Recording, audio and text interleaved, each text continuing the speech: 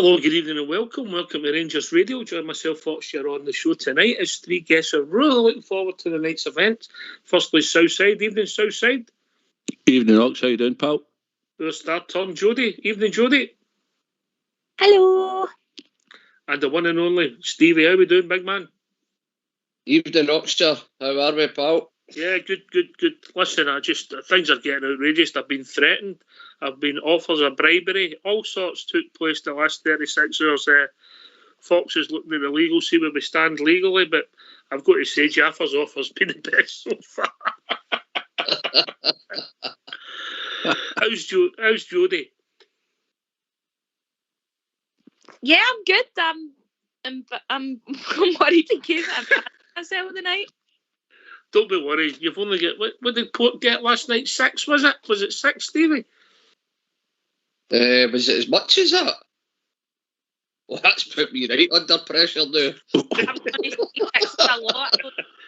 Right.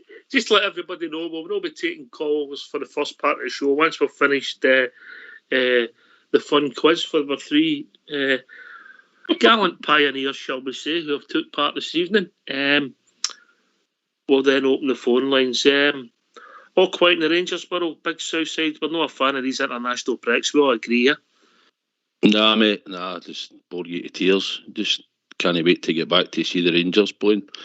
Nobody will want to phone in, mate. They'll all be fun about laughing when they listen to us tonight. But I'm still wondering how I get roped into this, mate. Well, I don't know, mate. I don't know. Somebody might have volunteered you. Big Stevie, how are you? Did somebody say volunteer?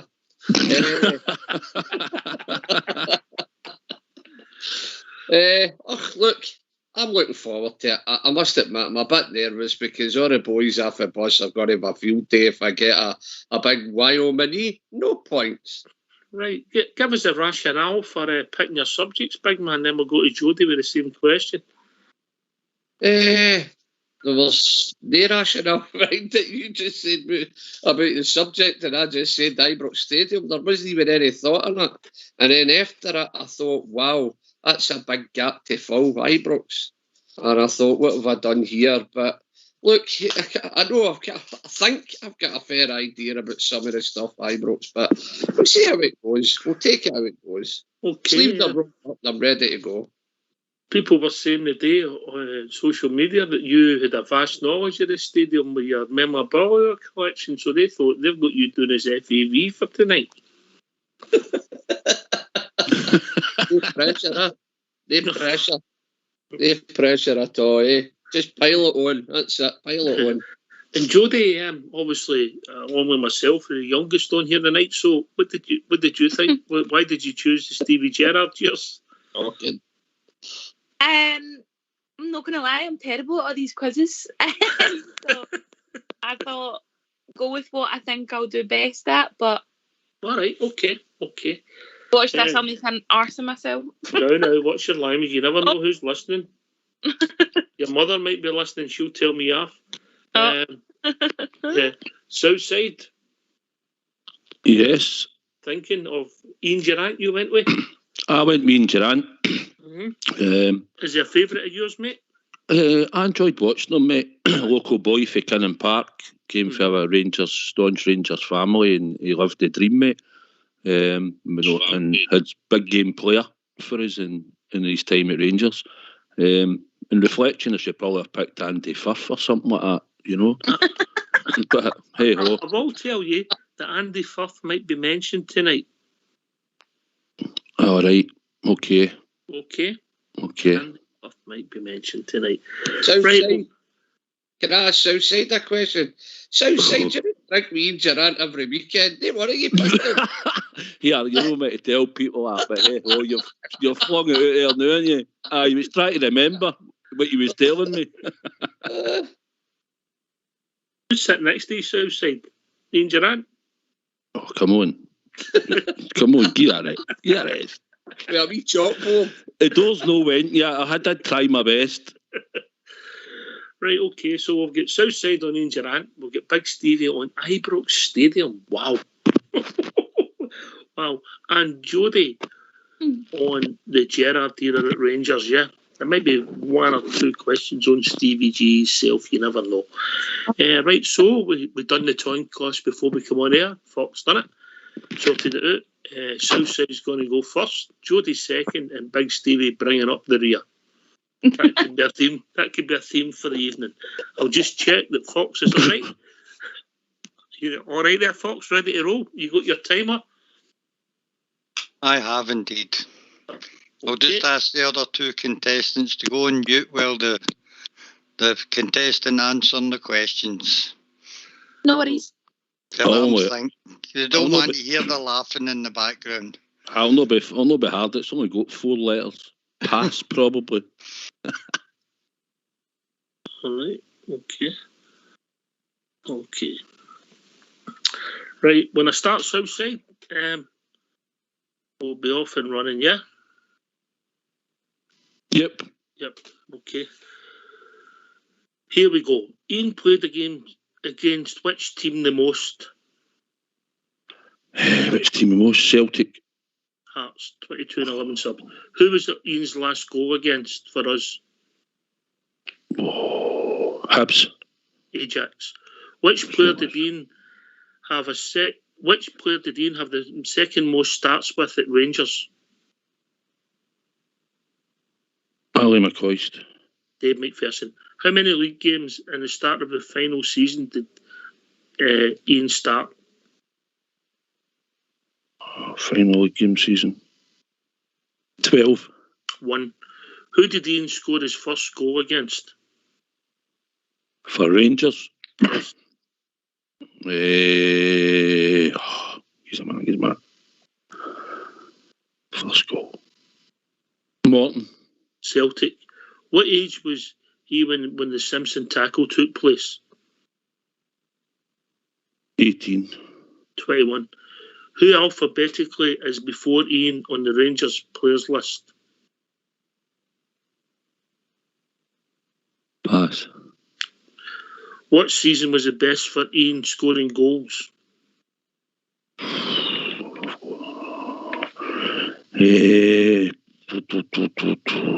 Scoring goals.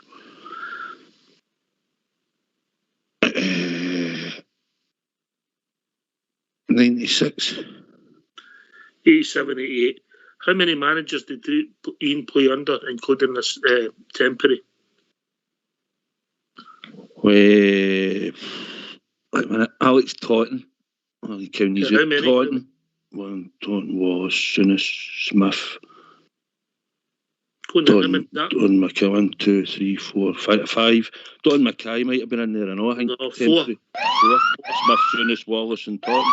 Yeah, you're up 4, mate. I'll get up 4. Yeah. All right, well done there, mate. Right, bring the other two back. We'll get the next questions. The next one was name the 4 managers, which you would have got if you just went for a number. Yeah. Jock Wallace, Alec Totten, then Walter Smith came in, and then Graham Souness, yeah? Souness. I think Don Mackay was in there as well at one point. I don't think he's on the official Rangers history list, yeah? Right, okay. What year did Ian join Everton? 94, 95. Well done, mate. How many honours did Ian win? 6 League Cups and 6. Many honours. It's unlucky. 13. Well done, mate. Well done. 6 leagues, 3 Scottish Cups, 4 League Cups. 4 League Cups, aye. When did Ian leave the club as a coach? Coach 90. I think Ali McCoist's year. All right, it'll be 2011-12. No, June 2016. McCoist left in 14. Okay, right. 92-93. How many games did Ian start in Europe?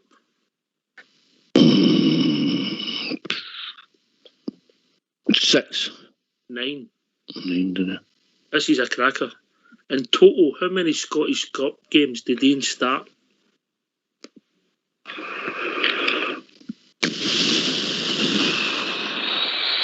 Scottish Cups.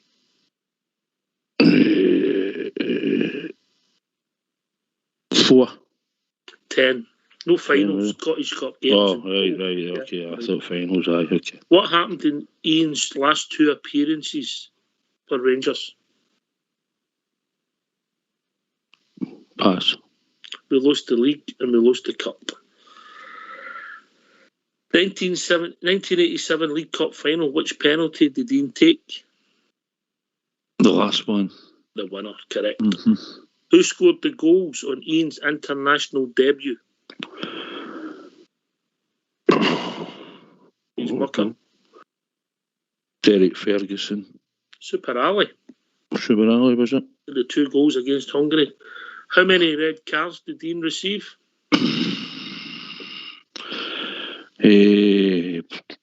4. 1. And who was it against? Hamilton. Well done, mate. Well done. Ibrox, wasn't it? Aye, yes, correct, Right. mate.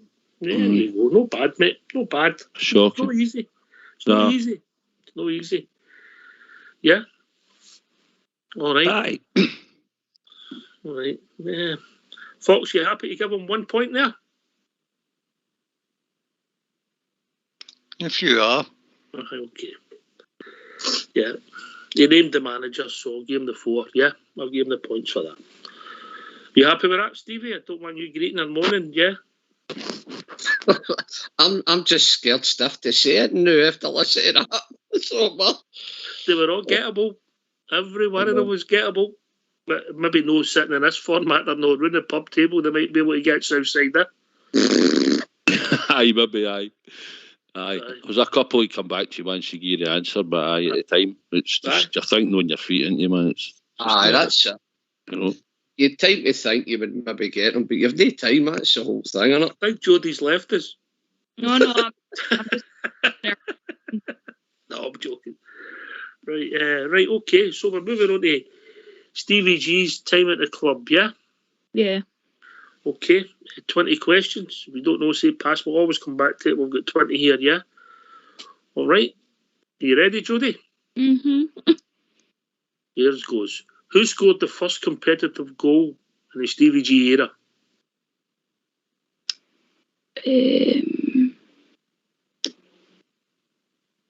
What do you mean competitive? So just like the Europa League game that? Yes, that'll do it. Oh, sugar. And when you've only got 2 minutes, hurry up. All right, pass. I can't mind. How many games have we won against Celtic under Stevie G? Oh my God. 7. Good effort. 8. 8. How many European ties under Stevie G have we played? Yeah? Oh my God. I'm terrible at this. 22. 49. And I'd see, I'm shocking. Right. Who was on the team who beat us domestically in the 2021 season in 90 minutes? Oh, St Mirren. Oh, cracker. Last year's squad, who was last alphabetically? Last year's squad.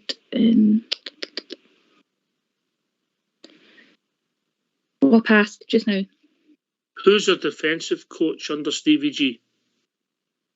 Is it Beale? Unlucky. Tom Kilshaw. Who was Kilshaw. our first European? Where was our first European game under Stevie G?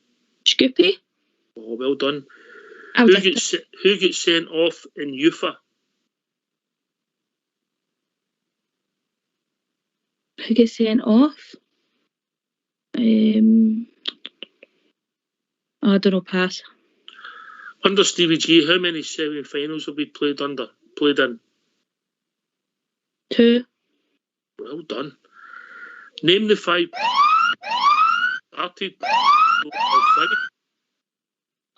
Name the 5 people to play and goal under Stevie G. McLaughlin. This is a funny one, right? You've got McLaughlin, McCrory. You've got Firth. Obviously McGregor. But is it? I can't think anyone else. But is it the other McCrory when he had to step in? No. Can you hear me? Hello. The two McCrorys, Andy Firth played at Hamilton, didn't he? Kilmarnock. Yeah, could you hear me? Sorry, I said Yeah, that. no, it was me. It was me. So, Oh. aye. There's Yeah, Andy Firth played at Kilmarnock. McCrory had to step in when we got a red card. That's right. And then obviously McLaughlin, West Foderingham, and McGregor. Yeah. Aye. Well done, Jodie. 3 points. Oh, that's shocking. No, they were tough. They were tough. Southside, how'd you do there? I got a few of them, mate. Obviously the sending offs and that. Just where we're on it. Gonna see when you said Durant's first goal. Mm-hmm. I'm sure it was against Morton, like I said, and you said North Celtic. So I'd like him to check that, please. I will check that, mate. I'll check that, mate. Right, okay. Here we go. I'll just check that out. He made his debut against Morton, mate. Yeah, I believe. Yeah. But I will check it just for you. That's a siren. That's a Polish coming from. Ian Durant made his debut against Morton 2004, 20th of 4th, 1985 Scottish League. Yeah, 18 years, 173 days. His first goal was against Celtic. Celtic at Ibrox. Jay Miller will remember fondly. In the 9th of 11th, 1985, a 3-0 victory at Ibrox where I saw Derek Ferguson and him really announced herself to the fans, didn't he? That was his first goal. Sorry, mate. No, that's all right. That's all right. Okay, where are we? Right. Right, okay. Right. Oh, no way. What? Zungu. Yeah, Zungu, yeah. Jamie Murphy scored the first goal. 8 Celtic games, 49. St Mirren, you got Zungu, Tom Coolshaw, Scoopy, Flanagan and Alfie get sent off in UFA. Yeah, you got the Aberdeen and Hearts 2 semi-finals. You got the goalkeepers. How many goals did we concede last year? Anybody? 7. 13. 13. What height is Stevie G? What? 6 feet 1. What I got was 6 foot. Not a bad guess. I'll give you that. What date did we win the league? The 15th of May. No, 7th of March. Oh. How many Scotsmen have scored this season? This season? Mm-hmm. Scott Airfield. There's a clue there. Scotsman. Scotsman. Scotty Arfield, Scotty Wright. Yeah, Scotty Arfield and Scott Wright. How many league games did we play in 2019-20? Was it like 26? 29. Just shows you how much how fast that was. Still 9 league games to go. How many goals has Alfie scored under Stevie G? Is that both domestic and... Total. But 96. That's his total goals, but under Stevie G, 79, yeah? It's roughly around about 6. Who did Andy Firth play against in 2019? Kilmarnock, yeah.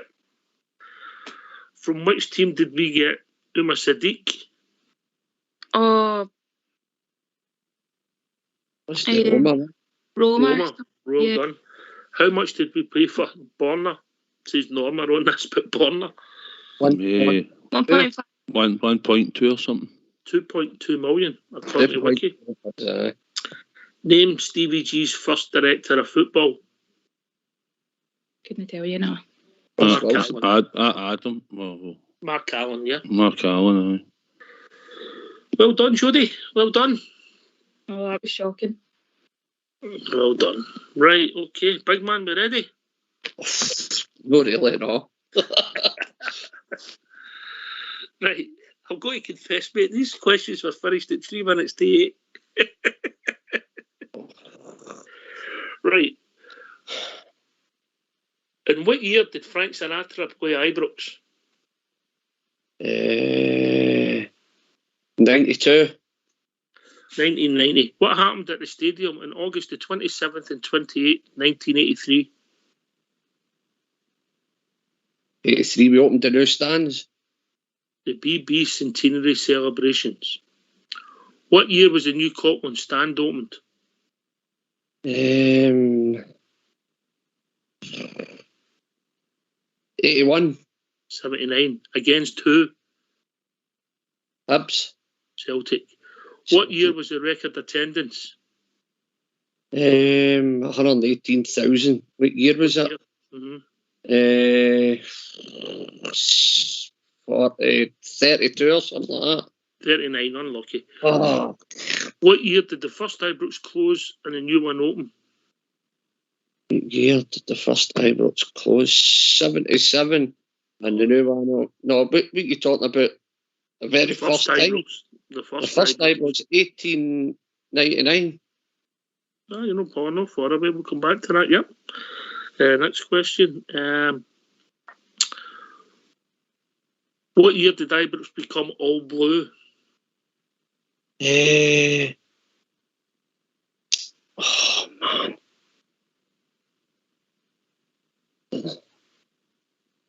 Oh, 95. Oh, correct. What year was the main stand constructed? The main stand. 1928. Correct. Who won the Rugby Sevens held at Ibrox in 2014? Who won the Rugby? France. South Africa. Who was the architect on the club deck? The architect for the club deck. No.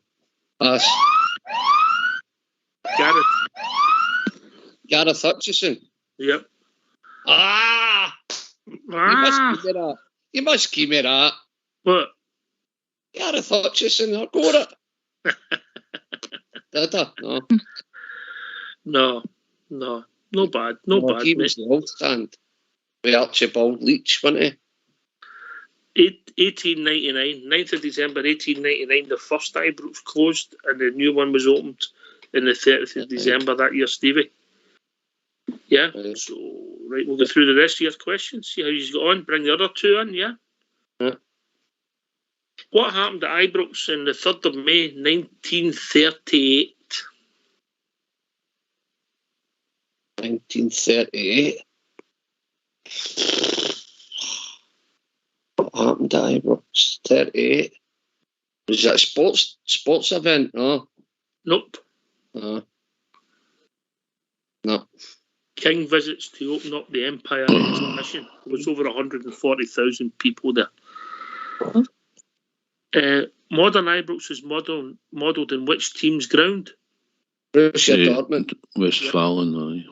How much did the club deck cost approximately? 20 million. Correct. When were the floodlights first used? 1953 against Arsenal. Oh, yes, that was the next question. Against who?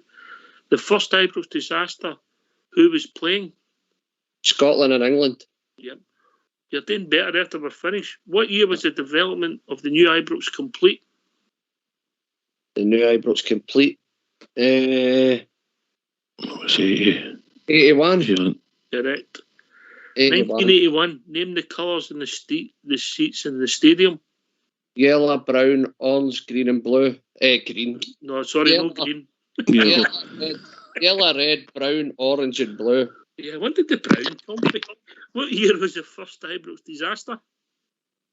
First Ibrox disaster would have been 1902.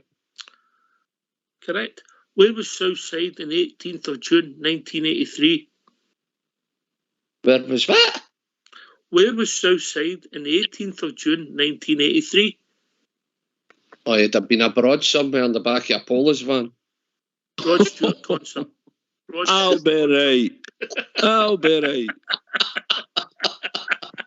Sorry about that, Southside. I had to be said. I seen Elton John and Billy Joel at Ibrox, but no, certainly no him. Right, Big Stevie, how'd you do there? Let me just see. Oh, the second after the buzzer went, I've done brilliant, man.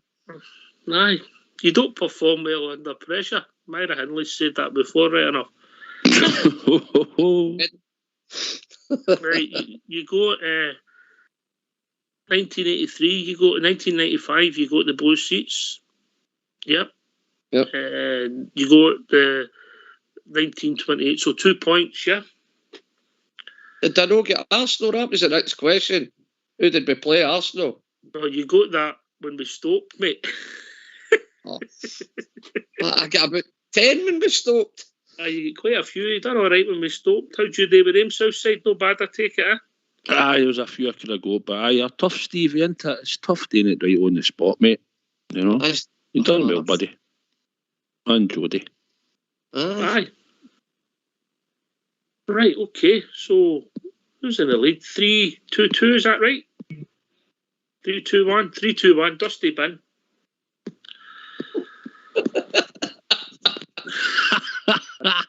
Who was that? That was Ted. What do you call him? Oh, what was his name?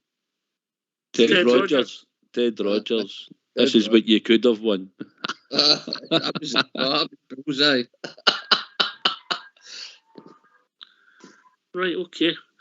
These are music and then roll on to, they're just random, they're music and then they roll on to sports quizzes. So, Southside, you're last, so you go first, yeah? And remember, Bridge tore this up last night, right? Okay. Oh, here we go. Yeah, it changes, right? Southside, you ready? Aye, all right, on you go. If you don't know, say pass, right? Right. Which two musicians collaborated in Another Way to Die theme song to the 2008 007 Quantum Solace? Oh, pass, can't remember. Gary and Martin Kemp were in what band? Spandau Ballet. In what decade was Madonna born? 80s. Which country singer I don't know. sang in 1983 Islands in the Stream? Oh, Bonnie something in it. Pass that, I know it, man. Pass. Who won the 2019 Sports Personality of the Year? Pass. How many goals did England score, excluding penalty shootout, at the men's 2018 World Cup? 7. Ben Stokes inspired England to the 2019 World Cup victory over New Zealand. Who scored the second highest number of runs in the match for England? Freddie Flintoff. How many different teams have won the Premier League since the start in 92-93? 6. What are the 5 colours of the Olympic rings? Blue, yellow, red, green and orange, I think. Which scored the cricketing legend Don Bradman average as a batsman across his career? Pass. At which venue is the British Grand Prix held? Silverstone. How many horses are in each team in a polo match? Horses. 12. Where is the US Masters golf tournament held? Augusta. Which European city hosted the 1936 Summer Olympics? Oh, man. Pass. Pass. When did Big Brother first air on Channel 4? Big Brother. I didn't watch that. Big Brother. 2004. Unlucky, 2000. Mm-hmm. All right, I'll go back to the music when just as it came, mate. Right, Alicia Keys and Jack White done the collaboration Spandau Ballet. You got it. The Madonna was born in 1958. Kenny Rogers and Dolly Parton done Islands in the Stream. Ben Stokes won the Sports Personality of the Year. England scored 12 goals. Josh Butler scored the second most run. 6 you got. Yeah. Yeah. Blue, yellow, black, green and red. Give you that. 99.94 was Don Bradman. Silverstone, you're right. There's 4 in each team in the polo. Horses, Augusta you got. And Berlin for the 1936 Olympics, yeah? Aye, I couldn't get that. Right, you got, yeah? Right. I'm going to be joking. Well done, by the way. Well done. That was good. It's hard, isn't it? I'm a 2 there. I get Kenny Rogers, man. You might have got that. I got all the music ones. Did you? What did I say for Madonna? 80s or something. I was thinking about when she was. I could remember when she was singing. Oh dear. Right, okay, what we got? What we up to? We're up to sport, Big Stevie. Right. No, we're moving on to TV. It moves on to now, mate, big man, yeah? I've never Right. in it. Oh, right. When you're ready. Right, on you go. Who was the first presenter of the X Factor in the UK? X Factor. Simon Cowell. Which actor played the ninth reincarnation of Doctor in Doctor Who? Pass. The Simpsons was a spin-off show of which American sketch series? Simpsons. No. Pass. What was the name of the tower block where Del Boy and Rodney Trotter lived in Only Fools and Horses? Mandela Place. Gillian Anderson played a therapist in which hit Netflix show? Pass. What's the name of the fictional borough in Melbourne where the Australian soap Neighbours is set? Melbourne.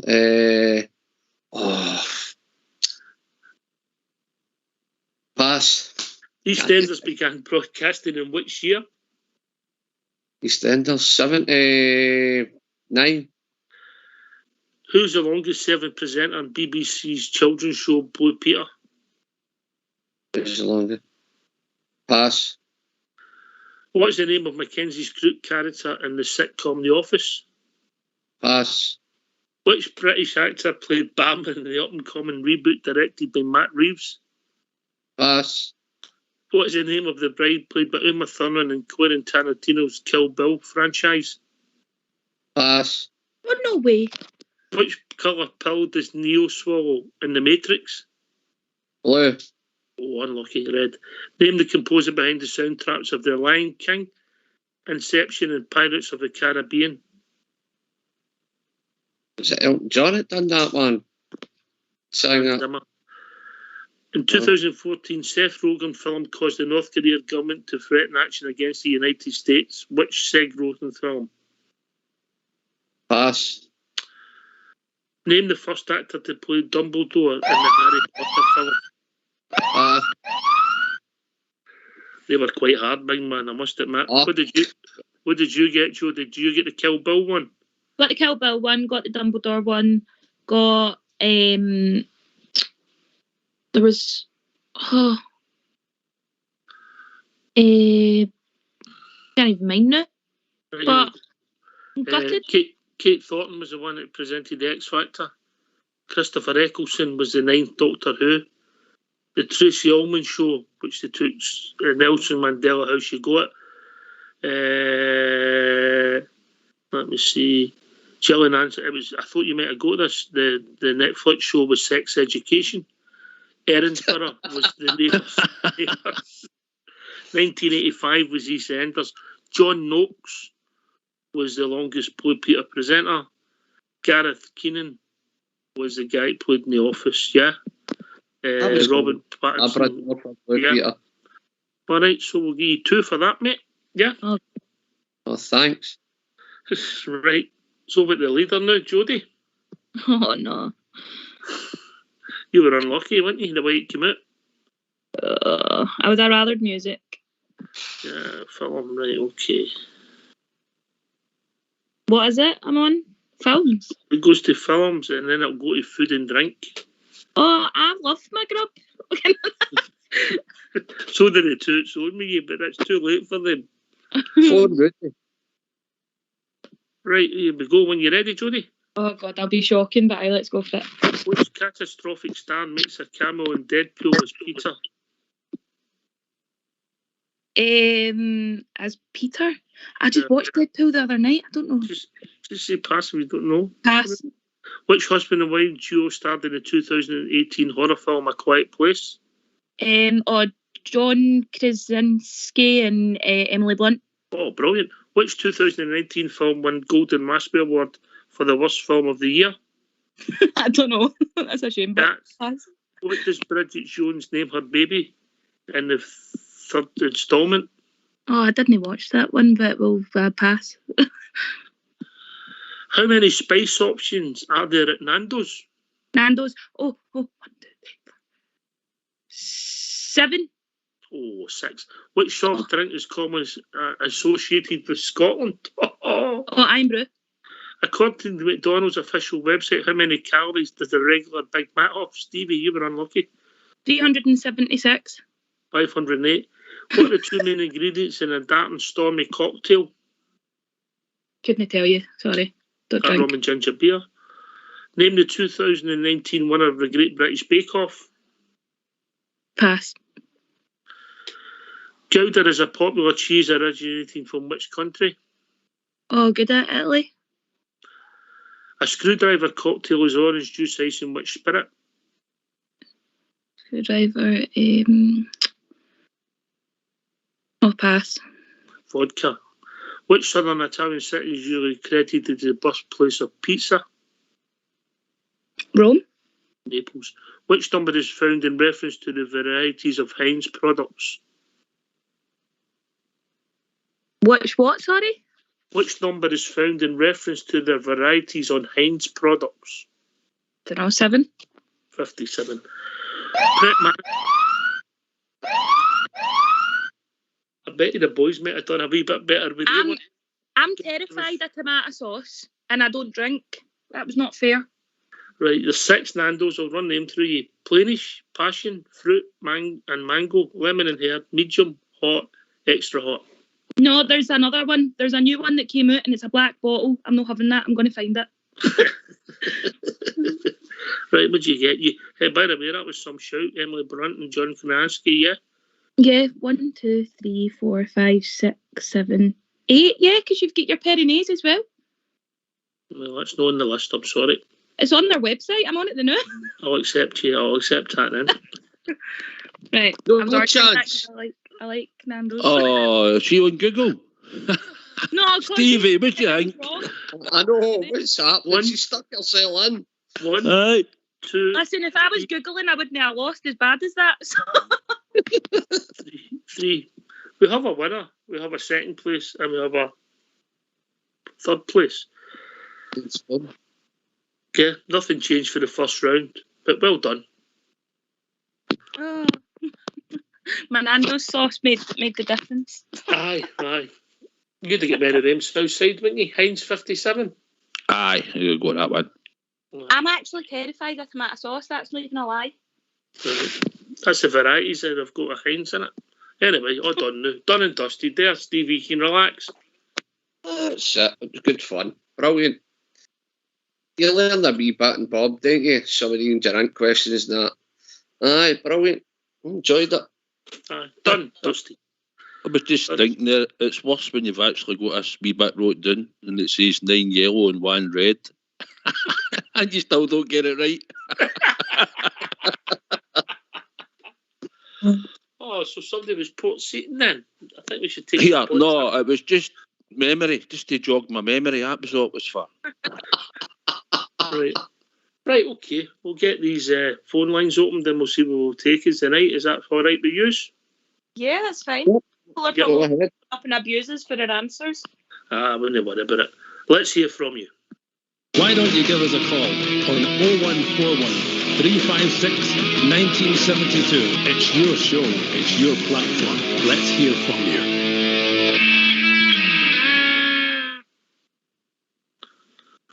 Aye, so that's done and dusted. And we'll go on tomorrow night where we've got Davy Cooper and Colin Steen are the two players chosen.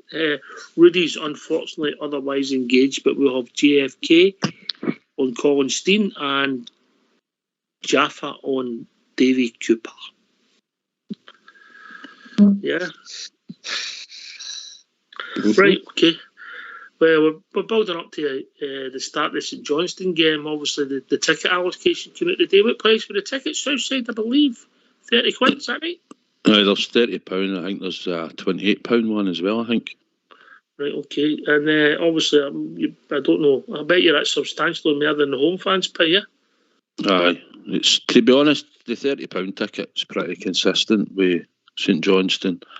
They've gradually crept up over the last couple of seasons, but £30. It's usually around about that. I think maybe before it might have been 32 before in the past, but 30 quid, mate. Southside, can I come in there? Yes, mate. Southside, see that £30 ticket? What happens when Dundee go there for talking sake the next game? What do they pay on? It'll not be as much. 15 quid, 17 quid? I think they'll pay 20 anyway, Stevie, maybe, eh? You think you'd charge them a minimum of about £20, 25 maybe. They use it as the excuse, innit? It's Rangers are in town, so it's costs are up with police and that stuff, so they sort of use that as the excuse. Are we getting the two ends, Southside? I would imagine we'll probably have the two ends and the long bit with the terracing. I would imagine. With the main stand, with the dugouts are, yeah? No, across for that, I would think we'll have Okay. probably a good chunk of that and the two bits behind the goal. I mean, let's be fair, Jody, it's a team trying to use a bit of common sense. They're trying to follow their ground with the Rangers supporters, isn't it? Yeah, 100%. You know? So, what do we reckon? About 6,000, aye? Is that what you said, Southside, aye? I think 6. I think there was a wee bit. I noticed they said there was a bit of a reduced allocation, but I think we'll be close to about 6,000. Aye. All right. That might be the COVID area around about the dugout if we get that stand in it. Aye, I think all teams have got to leave that bit sort of clear the new into it. It's a Scottish FA guideline. It's not happening anywhere else in Britain. Right. Doesn't surprise you, does it? No, definitely no. No. You know, but aye, so listen, let's hope we can go on a run, Big Stevie, after the last game we had, yeah? Well, that's it. No, the line's drawn. That's the bar set. Let's move on, crack on for that.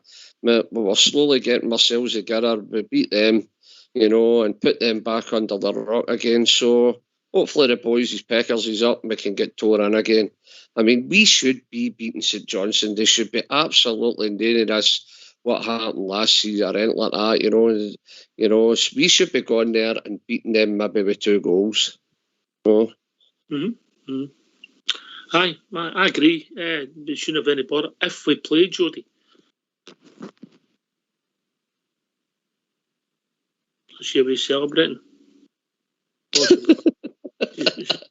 She's away to Nando's. She'll be back, hopefully. Press the right button. Aye, I think so. Aye, but it's a fact, Southside. We need to play. You've got to. We need to get there with the right attitude, right team, and win the match. Yeah. Aye, mate. We're looking for a good positive start now. After this international rubbish, we want to come out all firing. So hopefully we'll have a strong team on the park on Saturday. And like you say, we always say on here, if we play, we win. That's the thing. If we play, we win. Aye, it's as simple as that for me, Big Stevie. Oh, it's 100% as simple as that. We should be able to pick a half-decent team. It shouldn't even need to be our strongest team. We should pick a half-decent team to go out and beat St Johnstone. Really, there should be no qualms, no excuses. We play, we win. We've said that a million times. And of course, as Bridge would say, it's the biggest game of our season this year now. So you go on, after beating Celtic, you win, then you're really setting the bar, you're really putting pressure on them. Sorry, my phone's... That's all right. All right. I thought you were away to Nando's.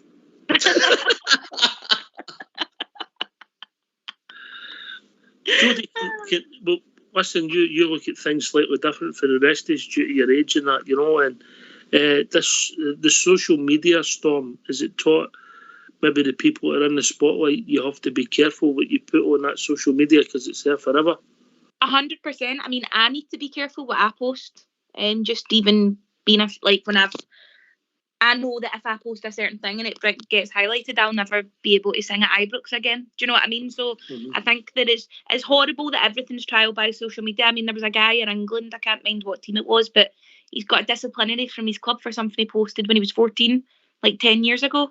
It's shocking that, I don't know, it's so hard, but even in common sense, not even from Rangers and football, like my own personal job, your social media gets checked. it's just the way of the world now, unfortunately, and you do need to be careful, and things do. It doesn't matter if you posted it when you were 11, 12, 13 and you didn't know any better. If you are then brought into the spotlight, anything and everything will be cast against you. Aye, so it's a learning curve for us all then, eh? Yeah, 100%. But I mean, it was, I don't understand, but obviously we've got our own thoughts on it, and I think it was, I don't know what they were trying to achieve. I mean, imagine tweets for 10 years ago being front page news in a national newspaper. I just don't get it. With all the things that's happening in the world, pandemics, Afghanistan, the drug crisis in Scotland, you could go on and on and on, and that's the best they could come up with, Jodie. Yeah? It is shocking, and there's many things that should be front page news, but we always find it ourselves. It's like the whole, if you do something wrong and you support Celtic, you're a football fan in the paper, whereas if you do something wrong and you support Rangers, it says Rangers fan done this, or diehard Rangers fan caught in this act or whatever, and it's just how the media views us. So as much as to everyone it stands that we need to be careful what we post, that we're always going to be under a harsher microscope. Yeah, I get where you're coming from. Obviously, I've got my own thoughts. I think it's political. I think that's the problem we're dealing with, but hopefully that will resolve one day. But Stevie, it's a learning curve for us all. 110%. You know, it's got to the stage now where you're going through your own Facebook and maybe deleting some stuff that people might want to hold against you or whatever. It's an absolute joke. It really is. They've stooped as low can get. I mean, you know, because they can't get the media contract, Rangers will no gear them it. They looked at Heart and Hand. They targeted Heart and Hand without their road. They couldn't get David Edgar, so they went and got the other two boys and then tried to rope him in so that they had him as well. And lo and behold, it failed. No thinking for a minute that the Rangers support would troll their staff and get through all theirs. And what they wanted David Egger to do, well, somebody was under investigation. They were wanting him to tear up his press pass while they're under investigation. So really then the Daily Record they should go with their own standards, what they wanted other people to do. You know, it's an absolute joke. They had to get back 10 years to find something on the boys. It's unbelievable. Let's not mess about here with our words. I mean, me personally, I stand with David Edgar and Heart and Hand. It's an absolute disgrace what's happened to the guys. It's shocking what's happened. And it's all propaganda. Absolute propaganda. If you're a Rangers fan and you fly a Union Jack, you're nothing but crap in the bottom of people's shoes. That's the way we're getting branded now. You're either a bigot, a racist or something. And that's the mental thinking that's coming round these days, and it's up to us to fight back instead. That boy Edgar done brilliant. I don't know if anybody watched his podcast. I mean, over 200 and odd trolls, anti-Semitic, gay, you name it. All the Daily Records employees all the years had all the kind of different ones. So it's going to really be interesting going forward here how this all pans out. But I'll tell you, it is a wake-up call. It's a wake-up for us all. And what I would say to anybody out there that's a Blue Nose, don't make it easy for them. Don't make it easy for them. You video something, don't put it in social media. Keep it among your nearest and dearest. Don't video things and don't video things and don't do things that are. That's it. It's as plain as simple as that. I've got sympathy for younger people because we all do silly things when you're young. You know, everybody does to a certain level. You know, it happened to me, and I hadn't even said anything. So when I first posted a video of me, wasn't when I sang in Ibrox. It was when I was at the fan zone in Ibrox. I posted a video of me singing Blue Sea of Ibrox. I got death threats. I got all this, and then someone said she's a bigot, and it was a screenshot of me saying Tim. Now, if they read the full conversation, there was a game that you could play on Twitter at the time, and you had to put a name in. And I got one of my friends to play it with me, who's a Celtic fan, and he put his name as the Tim. So when I quote tweeted him, it came up with him. So I never called him that. That was just his name. The minute they told me to die and stuff like that, the minute I showed them the full conversation, they deleted the tweet, messaged me privately apologising. But it just goes that they'll just type in a keyword, try find it. When they turned out, I never said anything, and that's the only thing they could find was a daft conversation where I said, Tim is my friend. Like, that's what I wrote. That's because that was his name in a game we were playing. Mm-hmm. So people were calling him. I really do think the death threats are extreme, because I was there that day and I didn't think you were that bad.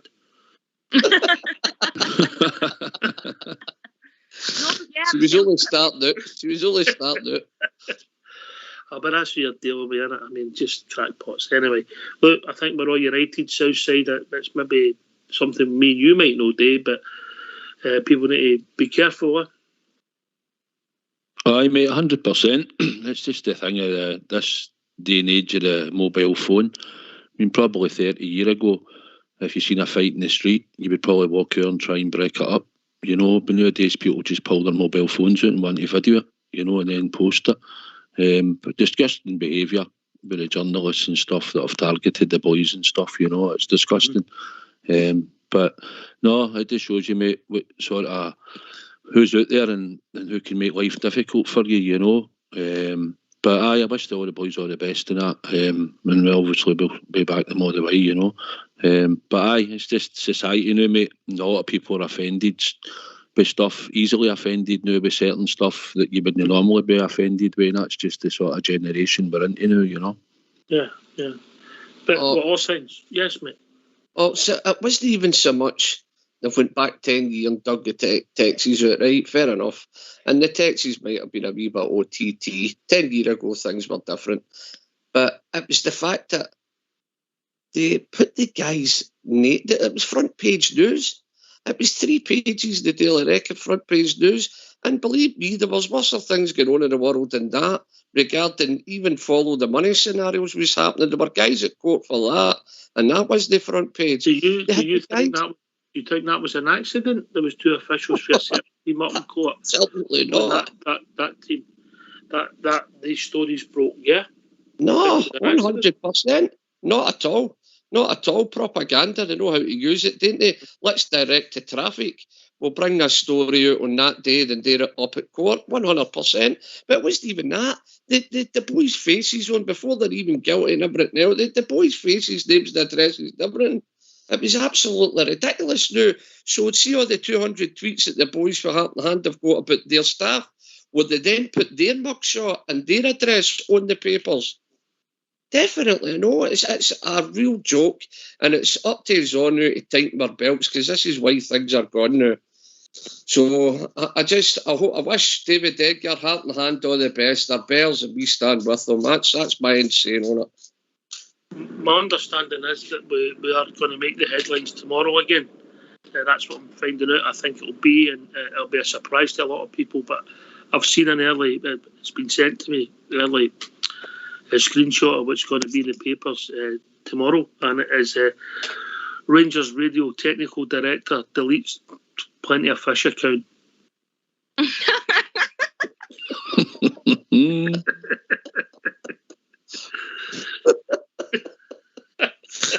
I thought you were going to say somebody's emptied a bank in Switzerland. Bridge.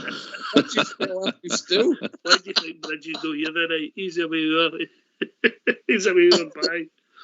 The morning night he'll be giving out Toblerone and cuckoo clocks. He's away checking his account.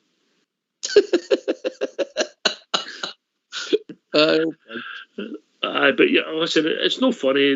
They're affecting us, and the trial by media thing, and is affecting a lot of innocent people. Yeah, people have to take responsibility for their actions, but families, friends, and relatives are getting hurt because of actions of somebody when the journalists are just going out to score cheap points when their house isn't in order, and that just seems to stink of hypocrisy for me. Yeah.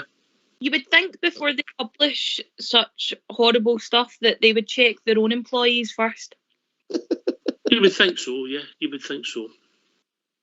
You know, we're all volunteers on here. We don't employ anybody. But everybody, as you know, we're all totally non for profit. We come on here as a hobby. We don't get into people's personal stuff. We don't even know some people's names, correct names that come on here. They're on here as callers, etc. And Darren. Not kidding on. But we don't know. But people have to take responsibility for their own actions. But to go digging like that, to try and be offensive because the other stories that were breaking that day, run about that day, I think it's below comprehension. And also the fact is that their own house wasn't in order, and I don't know what they'll think. The people have been caught up in the what's happened in that paper, but I've no sympathy for them at all. And remember, the PLC that own that company also own Glasgow Live, Edinburgh Live. I think it's a Scottish football web. Scottish Aberdeen Live, obviously the Scottish Express, and I think it's a Scottish football podcast they also do.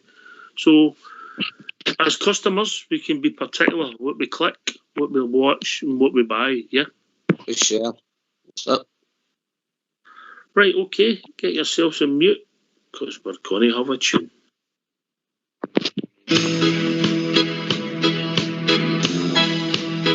I've been in exile for some years and my eyes filled up with tears when the Rangers came to Wolverhampton town. So I took a trip along just to hear some famous songs when the Rangers came to Wolverhampton town. I stood there all alone while the boys all down from home sang of Rangers, that team of great renown. And a sight I'd never seen when they sang God Save the Queen, when the Rangers came to Wolverhampton town. There's not a team like the Glasgow Rangers, one of the famous songs they sung, and a sight I'd never seen when they sang God Save the Queen, when the Rangers came to Wolverhampton town. Now on the field below, the boys put on a show, the likes they'd never seen at Molyneux. And it's football, it was grand, from Macmillan, Scott and Brand, when the Rangers came to Wolverhampton town. There's not a team like the Glasgow Rangers, one of the famous songs they sung, and a sight I'd never seen when they sang God Save the Queen, when the Rangers came to Wolverhampton town. Now the white flag must come nearer with men like Bobby Shearer, the way he played at Wolverhampton town. And the world forever after would sing of Jimmy Baxter, for on his head they placed that noble crown. There's not a team like the Glasgow Rangers, one of the famous songs they sung, and a sight I'd never seen when they sang God Save the Queen, when the Rangers came to Wolverhampton town. Now I knew it had to happen, I heard a mighty roar, the famous Glasgow Rangers they had scored. And the sky was white and blue, Wolverhampton shook right through, the loyal rampant Rangers had come through. There's not a team like the Glasgow Rangers, one of the famous songs they sung, and a sight I'd never seen when they sang God Save the Queen, when the Rangers came to Wolverhampton town. When the Rangers came to Wolverhampton town.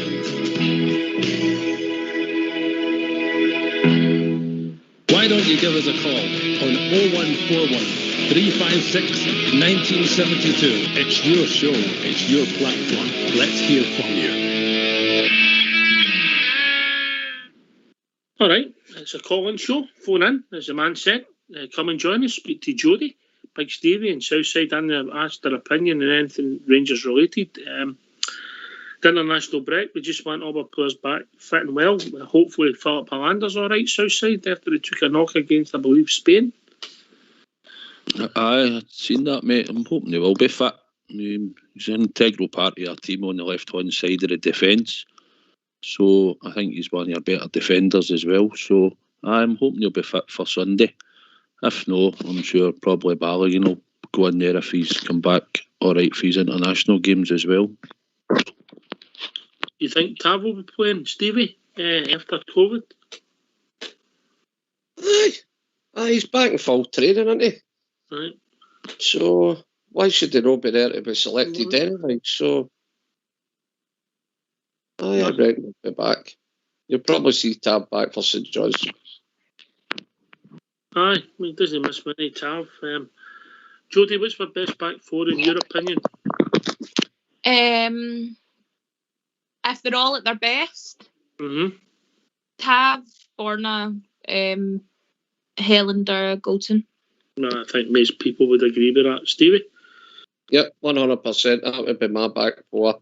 Although I must say, Big Bassie's come on a ton. Big Bassie was looking good, Big Shirley. But Borna against Celtic there, man. I think he had a bit between his teeth. He stepped it up, Borna. You know, we have given Borna a wee bit unfair criticism, I would say, you know, but he was kind of slackening, you know, but he came back for the international stuff. I think he was injured, to be honest, you know, a niggling injury or something. He wasn't playing his greatest, but Big Bassie stepped in and he deserved to keep the jersey for that few games. But he went with experience against them, and Borna had an outstanding game. I thought he played well. Aye, it's interesting. And did you see the additions to the European squad, Southside? Did you pick up on that? Aye, Sakala and Bakuna. The Ryan Jack and Ryan Jack. I think he's been named in most squads, but isn't he? So, aye, it'd be good to. Don't know how far Ryan Jack's away. I don't expect him to get much game time. I think he'd have to come back and maybe get a couple of substitute appearances if he comes back into the squads. I think it'll take him maybe another month or something, maybe before he might be pushing. But we don't know what he's doing in training, mate. Don't really know if he's been back a week or two, and maybe this international break will help speed that up a wee bit. Aye, do you think it could have came? Does anybody think it's came at the right time for this international break? Jodie and Stevie? I think it's I do think, I don't know, I always hate international break. I'm not going to lie and say that I like it sometimes as well. I feel like Rangers play better under pressure, but I think considering how form has been, and then to go off an international break on the back of such a big win, it probably will do wonders for the team. It will bring that belief, give them a bit of breathing space, go off, do what they need to do for those on international duty, and come back and really focus on, like we said, last season's done with now. This is the main focus this season, letting them regroup and get their heads together. And now I think as well, see how the way Borna reacted after the Celtic game. And we all thought that was him leaving. And then his brother went to Instagram and said, no, it was just him realising he can still play at his best and stuff. I think they realise how much there's more competition. With COVID still being a main issue, they need to be sensible, and they've got a lot to play for. So I think the international break was good, especially with the amount of players that we did have missing. And wasn't just players, we had staff members missing as well. So it has came at a good time just now, but I do miss seeing them. Stevie? For me, in this occasion, yes, the international break came at the right time for us, especially with the COVID stuff and that, Hawks. You know, we did have a few players with COVID still and be niggling injuries and stuff, and it gave us at a time to draw the line and recruit again and get ourselves sorted out. And so we've got a right healthy squad when we get back into it here. So I would say in this occasion, it's came at the right time, but there's other times where it's no came for us, you know. But aye, definitely this time. I'm going to bring Fox in. I think he's got some updates.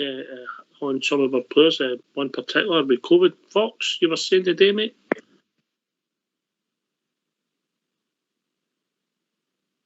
Who's fell off his seat?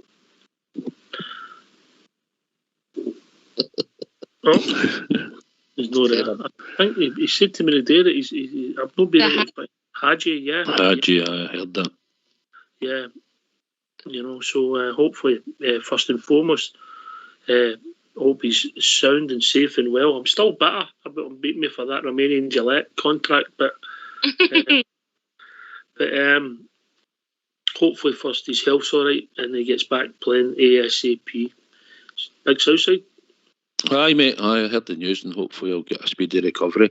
It's like we said, it was a wee debate last week. People were talking about Highlander and some people were saying, can he play 2 games a week? They're saying possibly.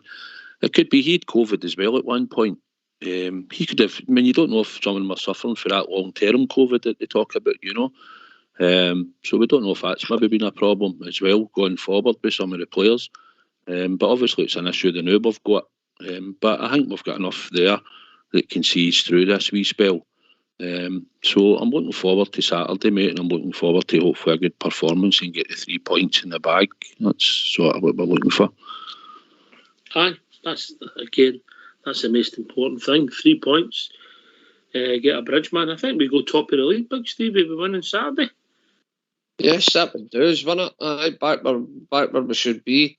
But see, just if we're talking about COVID there, can I give a wee shout out my wee pal Lily Jeffrey and Mum Maggie? They both have got COVID, and I know Big Deep will look after them well. But aye, back to the top of the league for the Bears. Aye, back to the summit. Yes, that would do us lovely.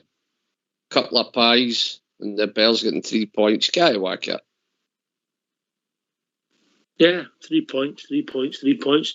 This is the time of the season, Jody. This is where you've got to kick on. We've got European ties. We've got the following, mate. We've got quarter final of the League Cup. You can't lose. Your season can't fall apart. But if you don't win these games or you do it yourself in a good position, you can make it difficult for yourself. 100%. And I think the losses that we faced, it was good that it was different competitions. It wasn't all just in the league, and I think it was important that it was the start of the season. I think we all knew ourselves, as much as we would like to go another season unbeaten, it would have been a tough feat. Other teams are going to treat us, because we are the champions, as their cup final. Every game is going to be that little bit tougher, so it's good that if we did with our dip in form, it was at the start of the season when it's all we play for. So hopefully that just gives Rangers the fight to go on and just consistently score goals, not concede, win games, get the 3 points and do the job. And also last season when I was doing all my gigs and stuff, there was no fans at stadiums and stuff, and there wasn't many events. I'm travelling to Blackpool to sing straight after the game at the weekend. So last time I travelled to Blackpool right after the game, we get beat, so it better not happen again. So I'm not singing after a loss. Aye, or either that, we'll not be letting you go to Blackpool again. I know, I was going to say, then it'll be a jinx. Went in Blackpool, they rock Big Southside. No, like when you go up with all the candy, didn't we? The big dummy tits and everything.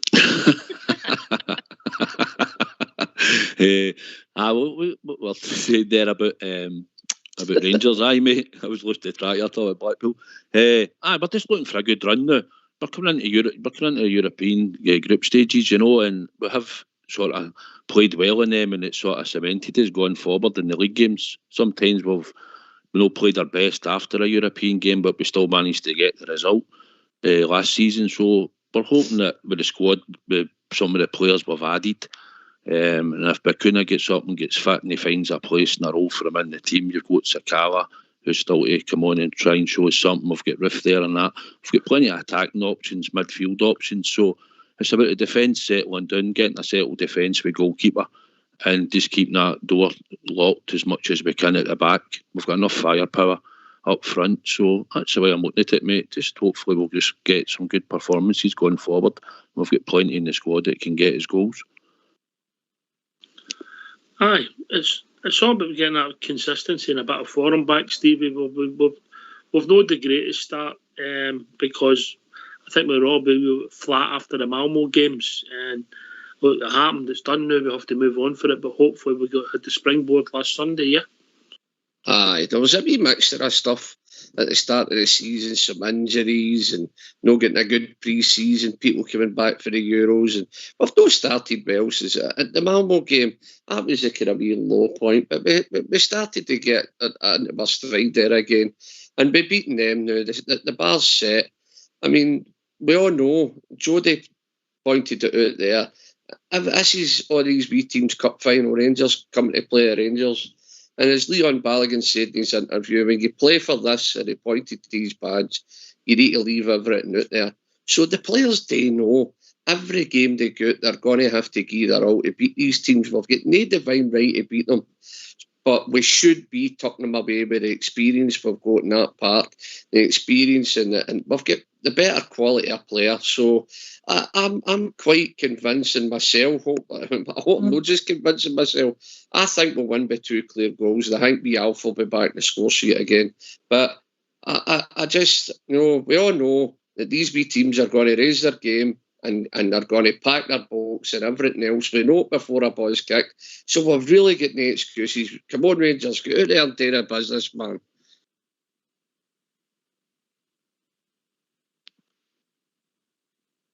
You there, Ox? Yeah, aye, you're right, mate. It's all about winning football matches. We need to go on a long run now. And this is where we kick on and we get the points and we move away and we put pressure on the other teams.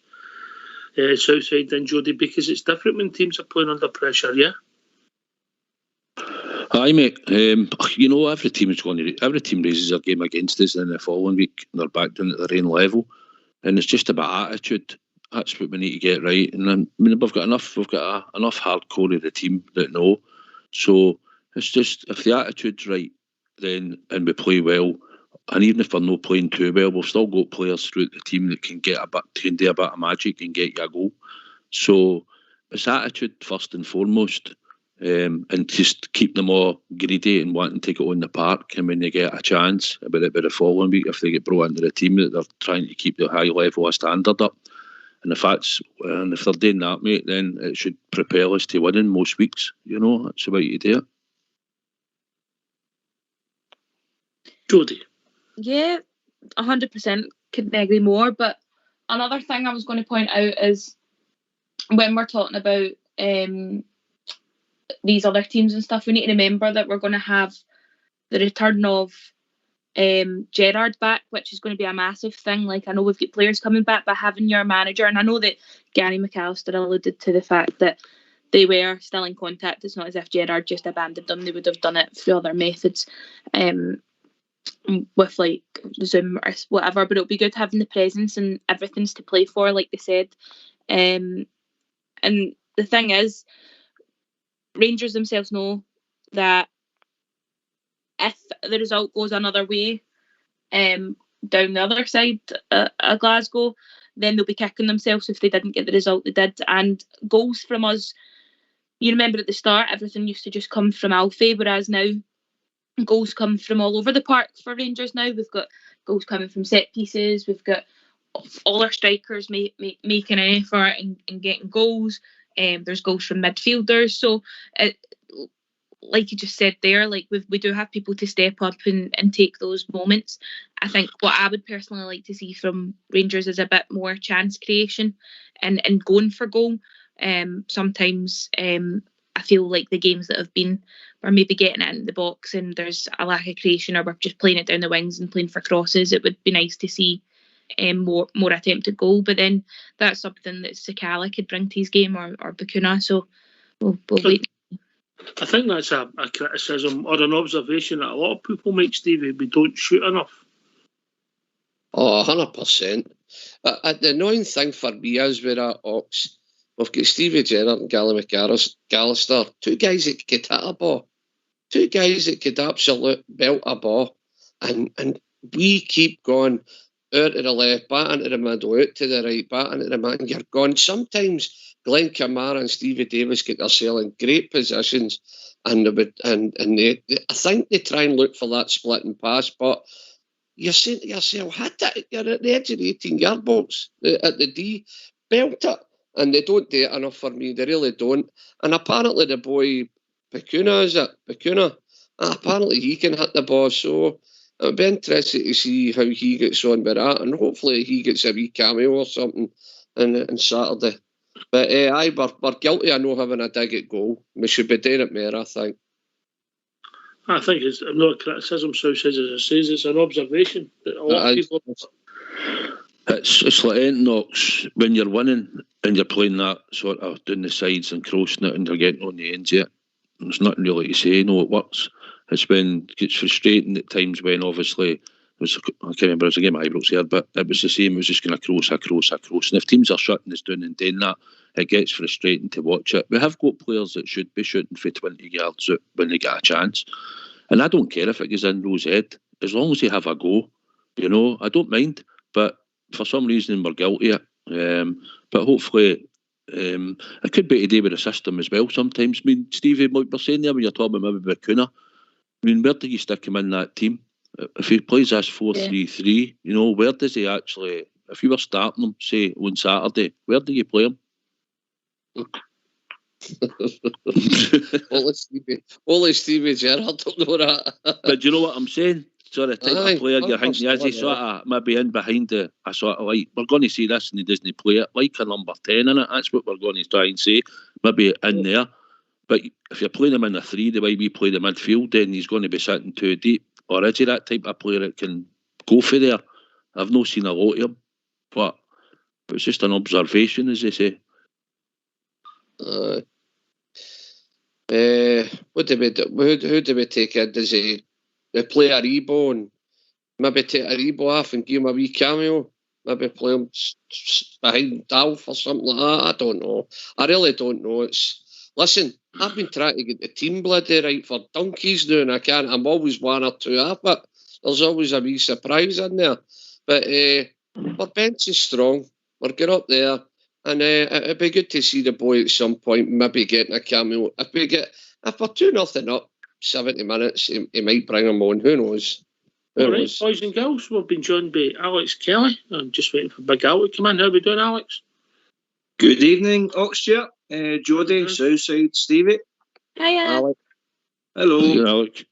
I'm doing fine. I've got a wee question for the panel. Wee thought-provoking one. Go on in. Steve, Big Southside was on about the allocation and that for the St Johnstone game. Mm-hmm. And the away support has been excellent. The Rangers has been for years, always been very vocal.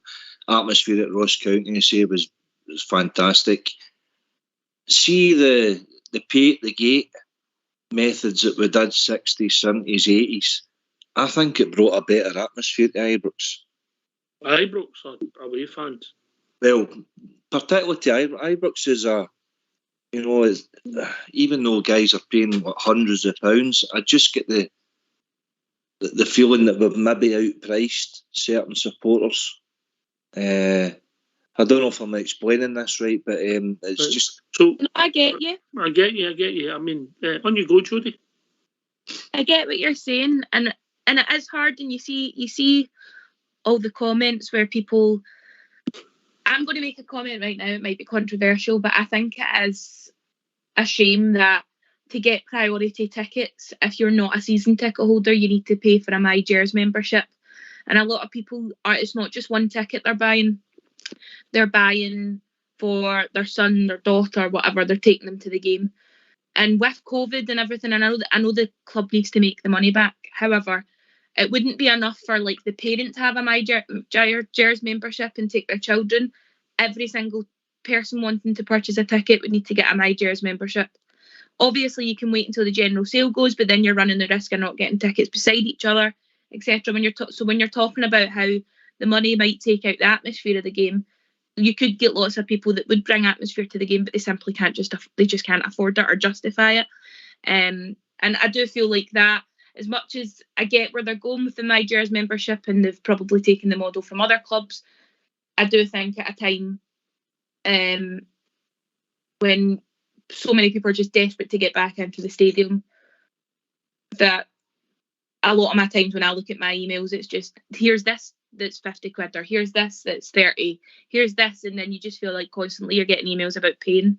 There's another bill that you need to pay towards, like, well, not bill, but you know what I mean, there's another amount. I think it was people were talking about their season tickets and with the continuous credit scheme, in 1 month it was £117.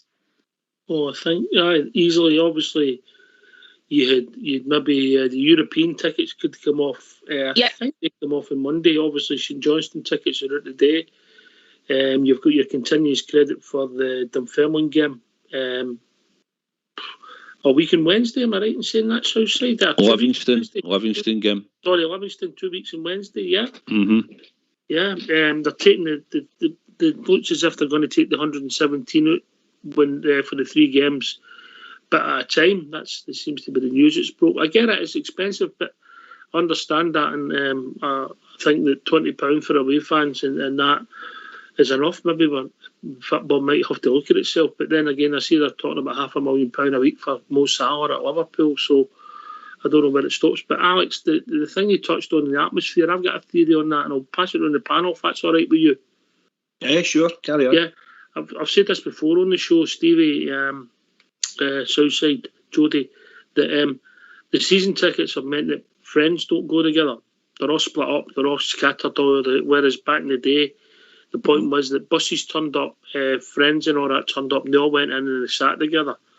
And I think maybe that's how people were more comfortable in their environment, Southside. Aye, mate. Alex, when you were talking like that, I can remember you could go down to Ibrox ticket office.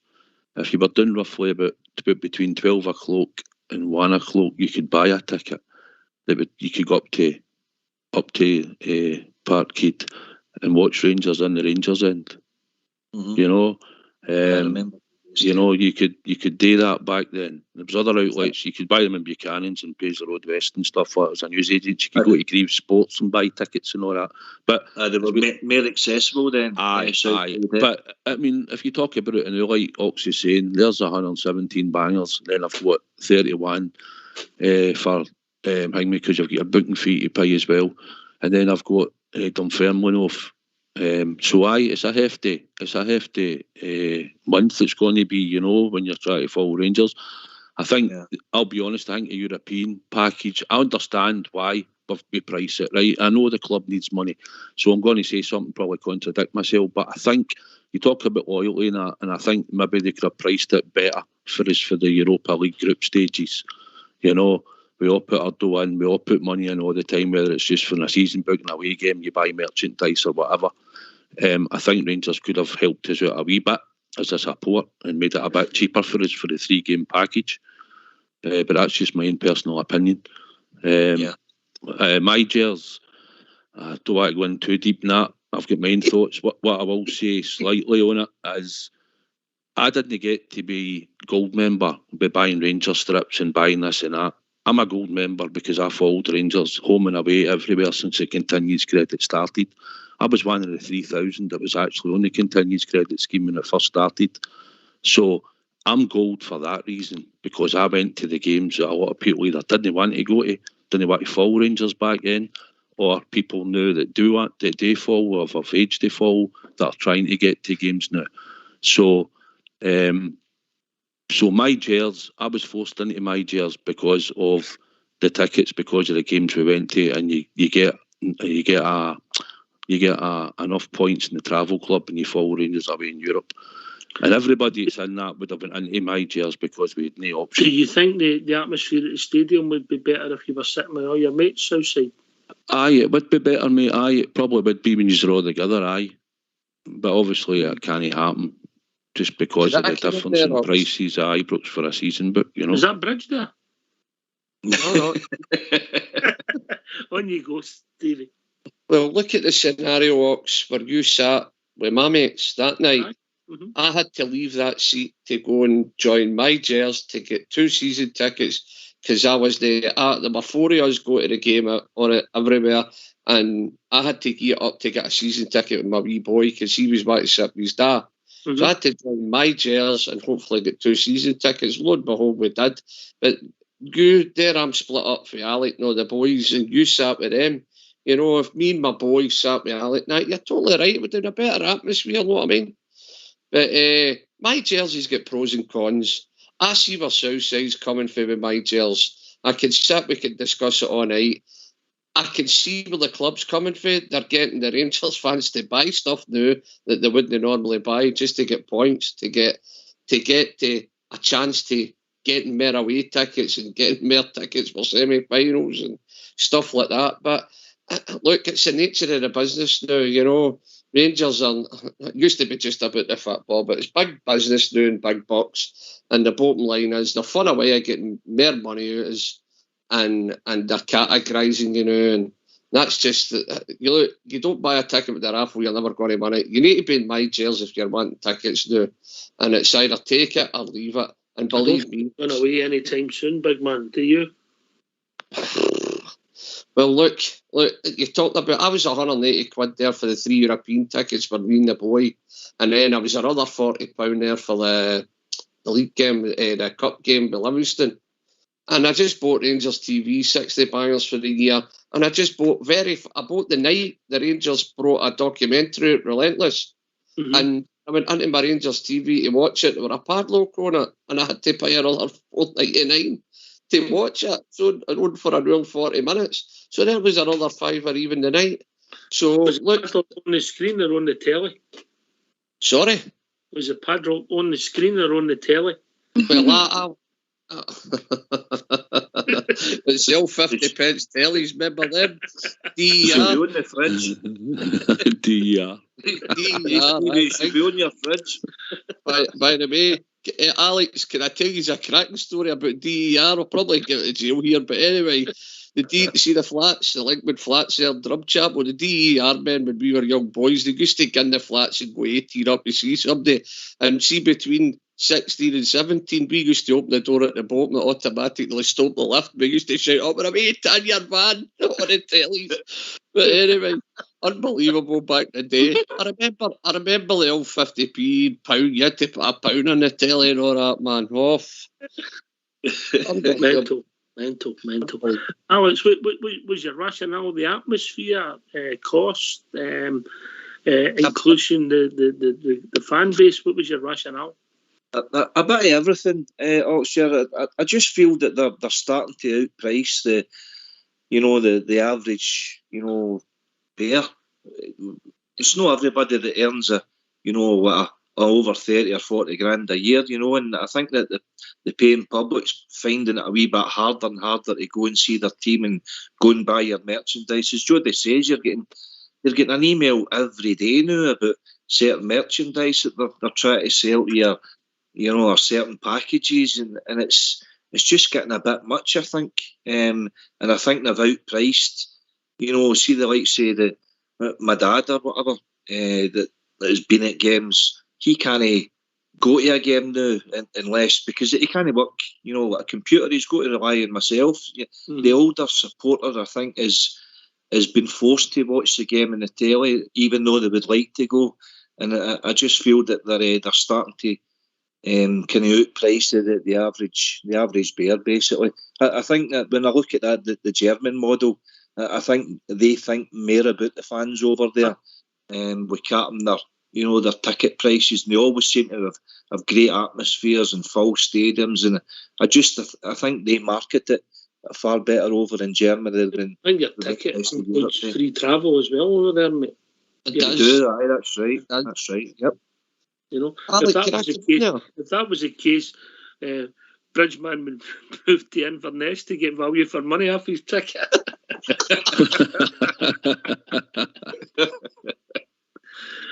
Oh dear. Aye, on you go, Stevie. No, I was just going to say what you're saying there. You buy a ticket with the Bundesliga, it gets you on, and it gets you to the game on the travelling. You show your ticket, gets you on the bus, the train, and every ground's got a fan zone. But what you've got to remember there is the season tickets are cheap as well. And the reason they look after their fans that way, Ali, is because they're getting big TV money. They get big TV money. I mean, our SFA here, they couldn't run a Menage, let's be honest. They undersell their game at every turn. Many times have we spoke about them. I could do a better show. Singe. You don't have to look at that deal, yeah? Aye, I mean, That's it. I believe it was it Tottenham that got the sponsor, and they got so many million quid. Like, I can't mind, just a figure, for example, they get something like 25-30 million pound for wearing sins or whatever on their training gear or whatever, and we get £8 million for a full year. For everybody. For everybody. You know what I mean? Over So five. it just shows you, but listen, Germans have got, you're totally right, Alec. Can I They do play- look after the fans, but Can I play- that's one of the reasons you get big TV money. Can I play devil's advocate to you here, Alex? Yeah? 2012, everybody says we put as much money as we could afford into the club. We want to make sure that never happens again. We want to take it to the next level. Yeah. Yeah? Aye, that's right, yeah. And we did. So we've got it back, we've saved it, we've got it back. We're off resuscitation, we've won the league, so better never stops. It's very difficult. I know what you're saying, they'll come to the well, and how do we sort out people who can't get to the games? That's a vicious circle, because most of the games are sold out. Yeah.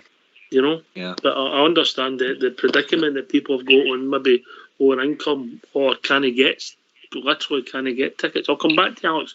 But we've been joined by Amanda. Evening, Amanda. Good evening, everyone. How are we? Hi, Amanda. Are we all well? All well? And that's just water I'm drinking tonight, by the way.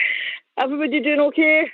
Fine. Yeah, all good. How are you? Aye, fine. Aye, I'm fine. I was just missing my band, and I've not phoned in for a couple of nights, and I thought I'll give them a wee phone in and see.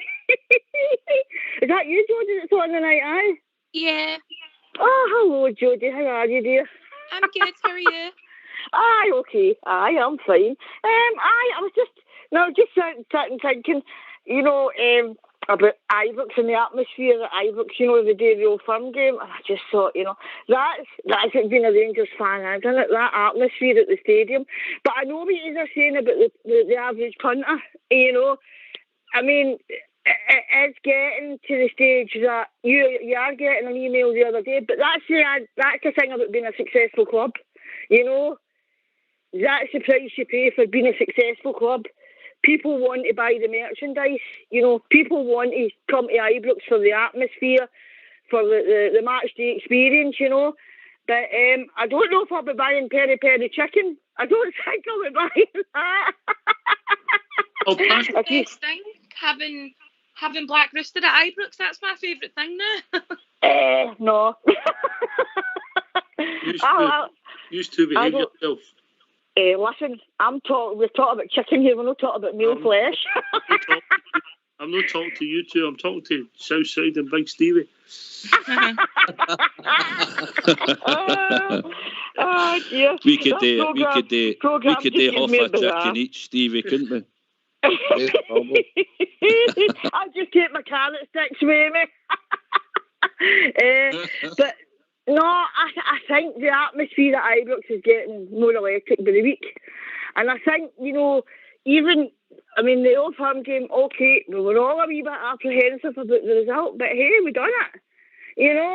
And I think we've got so used to success, and I think when we don't have that, we get angry and we get on top of the team, which every fan does, right?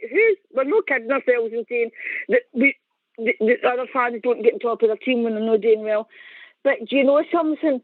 I just love this battle that's going on now with the media, because do you know something? It's just karma coming back to bite them in the bum. It really is. And I think after all the years of the slide brigade, we're anti this and we're anti that, and it's all anti-Rangers, but I think that's just karma coming back to bite the media right in the bum. Yeah, and I'm just glad it is. Hopefully. Again, Alex, was your point? Alex, was your point that your father can't get tickets? I'm imagine. I know that your father must be a maturer gentleman, because I know you're near 60, so he'll be well retired, isn't he? Yes, he is. He turned 70 there a couple of weeks ago. I took him to the Dunfermline game, and he really enjoyed it. We just find it hard to get tickets now, and obviously, I'll take him any time I've got the opportunity to, but I just feel that the atmosphere's lost a wee bit with the average paying punter. It's lost a bit of atmosphere, Ibrox. Obviously, the All Firm game, everybody's up for that one, but there's certain games, if it wasn't for the Union Bears, you'd be sitting in a library. I agree with you. I sat in the main stand, right, and I love a sing-song. I love to get the sing-song going, because the other week when they played that every Saturday before, I was up singing it. I mean, I was on one leg, but I was up singing it, and I was like, I love this song. I just love that, every Saturday before, and it gets you going. My nephew's like, you've lost the plot. You've never been like this in all the years and supported my team. I said, I'm making up for lost time, son. But I mean, I like to get the atmosphere going. I suppose you are all the same. I hate it when you're sitting next to somebody and they're sitting going, I can't be arsed singing. You're going, when you come to the games for round, you know what I mean? Big Stevie, they call him Russ Abbott at the game. Oh dear. But no, I say, oh no, you know, Stevie, no, you know. Amanda. What? Amanda, that wasn't you driving that lorry in East Kilbride last night, was it? No, it was not, and I don't love anywhere near it. My sister lives 2 minutes away, but it wasn't her ex-husband either. Aye. I heard it was wee George's house. Is it wee George's house, not his lot? I don't know where George E.K. lives, but if it was upstairs now out the road. Was it? George wasn't been on, it might have been. Right, okay. You get that couch in. Oh, listen, I'll never forget the night they were talking about the cottage pie. Honestly, he's a character. He's moving on for a wee while, has he? I think an asset's right to be around his furniture. Right, okay, we get your point, Alex. Access to tickets, but the trouble is, mate, once the bad weather comes in, you'll be able to get tickets for Mace games, whether we like it or not. There's always a few kicking about for Mace games, but you might have to plan your trip when you've got somebody that's retired going to the game. I get what you're saying, but you've not really been able to walk up to Ibrox in a league game, really, since 1986 in Payne, Southside. Aye. Was there no a couple of times, maybe a League Cup game or something? In a league game, I'm talking about. In a league game, I know a league game. It's like we're saying, Alex, the price of the season book, everything goes up, and it's hard for the average bear out there. It might not be on a lot of money. Can I just say something? We're smiling on the average bear. But it's one of the things, Alec, innit? It's once you give up your season book, if you have to for any reason, it is quite hard now to get it back, or get along to Ibrox to try and see some games, and that's just the sad reality, mate, If you don't mind me asking you, Alex, was your dad a season ticket holder at any time? Oh, the both of us we've come through when we get relegated. He decided to go back with my boy, his grandson, and the three years went back there until we got promoted, and then he decided that any of the Premier clubs are getting his money. That's him done his bit. But we try and go to the old game. But when you go to the home games, they don't get any of your money. What goes to Rangers? I tried to explain that. To him. He just wasn't registered. Do you want me to send the man to explain it to him? Oh dear. Jodie, have you got any more songs in the offing? And the song you played at the break, I've recorded that, so yeah, right. It will be Hampton Town. Right, that's fine. I just wondered because I've not been on for I've not been keeping up to date with stuff because I've had other things going on, but so listen, I'll go and let more callers come in, but have a good night, guys, and I'll hopefully speak to you soon, okay? All right, cheers, Amanda. Bye. Cheers. Bye all. Bye.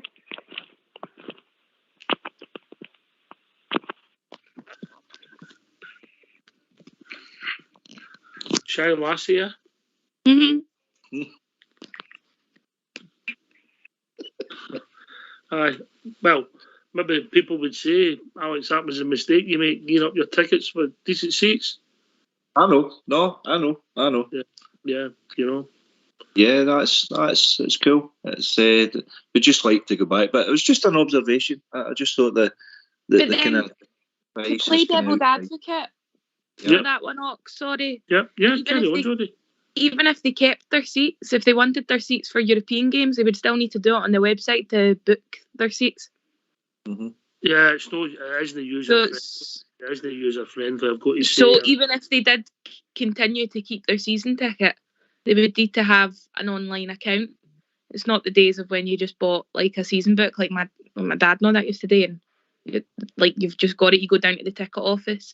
So I know COVID obviously like contributes to that as well, but they would have still had issues.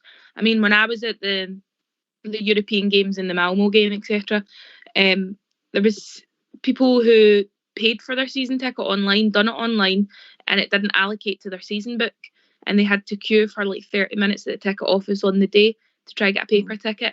By the time they got in, because it didn't allocate correctly, even though they had the confirmation that they'd bought it, there was people sitting in their season tickets. So that's just me playing devil's advocate to support. Yeah, I mean, the callers, we spoke about it before, and I think the system for putting the away team, for the friendly tickets, just showed it up how complicated it was, and it wasn't a great system. Subcontracted, I may add, and I don't know if that's a good thing, but it wasn't user friendly. Southside was a bit of a wizard on the old technical stuff. Well, didn't have a Scooby-Doo, mate. Do you know what I mean?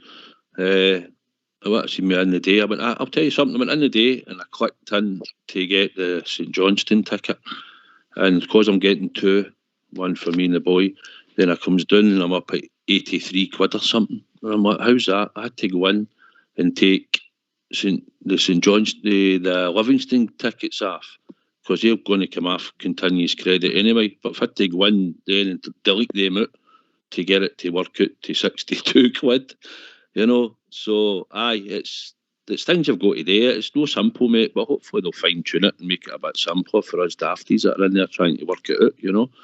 And it's the same with the price of the away tickets for some of the grounds we're going to make this season. They're all going to be up probably, but it is the price of Scottish football, and it's something that we should all look at as a whole, like we're talking about. It shouldn't be paying £30 33 quid or whatever it is to go to these games when you're travelling away. It's something that we're hoping we could, whole football community, get together and try and make football lower in prices for us all to go to, you know. They had the campaign in England for away matches, 20 was plenty, didn't they? You know. But if